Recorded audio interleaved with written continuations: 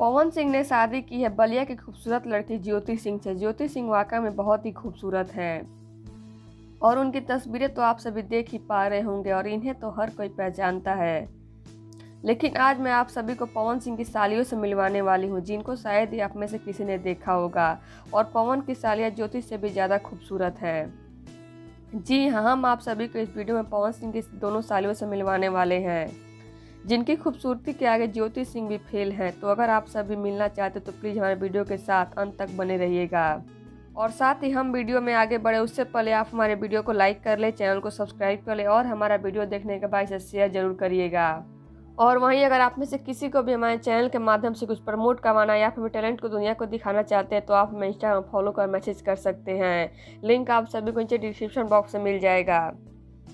तो चलिए बढ़ते हैं वीडियो की तरफ और हम आपको मिलवाते हैं पवन सिंह की दोनों सालियों से। और अभी पवन सिंह की सालियों की शादी नहीं हुई है और एक तो ज्योति सिंह से बड़ी है और वहीं पवन की दोनों सालियाँ काफ़ी खूबसूरत हैं।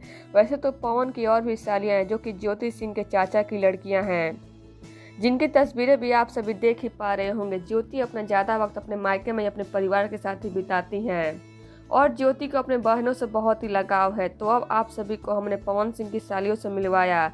और क्या सच में ज्योति के आगे उनकी बहनें सुंदर है और क्या ज्योति अपने बहनों के आगे फेल हैं? हमें कमेंट बॉक्स में अपनी राय जरूर दीजिएगा।